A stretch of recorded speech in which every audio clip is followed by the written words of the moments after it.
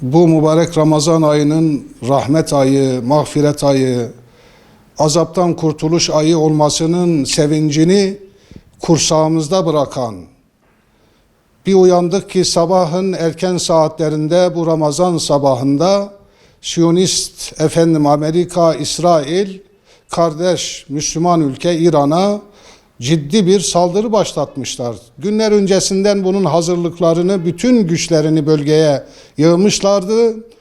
Ama bu mübarek ayı hiçe sayarak, Müslümanları hiçe sayarak ve Müslüman ülkelerde kurmuş oldukları üsler üzerinden bunu gerçekleştirmeleri gerçekten bizlere ciddi bir ızdırap yaşatmıştır. Nihayetinde mezhepsel farklılıklar bir tarafa, diğer farklı görüşlerin, farklı düşüncelerin hepsi bir tarafa, İslam ümmeti olarak, Müslümanlar olarak Siyonist güçlerin yanı başımızdaki İran'a gelip bu saldırıyı yapmalarını kabullenmemiz mümkün değil. Dini açıdan, insani açıdan da bunu kabullenmek mümkün değil. İn tensurullâhe yansurkum ve yusebbit akdâmekum buyuruyor. Siz Cenab-ı Allah'ın dinine yardım eder, kardeşlerinize sahip çıkar, İslam'ın nusreti için, İslam'ın zaferi için mücadele ederseniz Cenab-ı Allah da elbette ki size yardım edecektir. Bize düşen bugün İslam ülkeleri kendi hava sahalarımızı, kendi üslerimizi bunlara kullandırmamak. Çünkü aslında küfür, batıl inanışlar zayıftır. Bakmanız onların topu, güllesi, füzeleri, her türlü teknolojik imkanları varsa aslında müminin de sarsılmaz imanı olmalıdır. Bunlara karşı iman gücüyle durup bunların gücünü dağıtmak.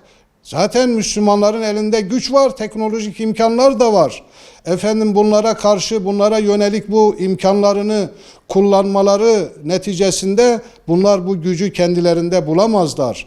Petrolü, doğalgazı, diğer imkanları bunların emrine vermemiş olsaydık bugün gelip bize musallat olamaz ve sebepsiz yere bir İslam ülkesini ortadan kaldırmaya yönelik bir çaba içerisine giremezler. Yok rejim aslında bunların yapmış olduğu düşmanlık İslam'adır. Rejim bunlar hepsi hikaye ve eğer bunlara karşı ciddi bir tedbir alınmazsa bilelim ki yarın sıra bizlere de gelecek, diğer İslam ülkelerine de gelecek ve İslam ülkelerini sömürme noktasında hiçbir taviz göstermemeleri, yarın tavizkar duruma düşmeleri durumunda aynı saldırıyı onlara da yapacaklarından hiç şüphemiz olmasın.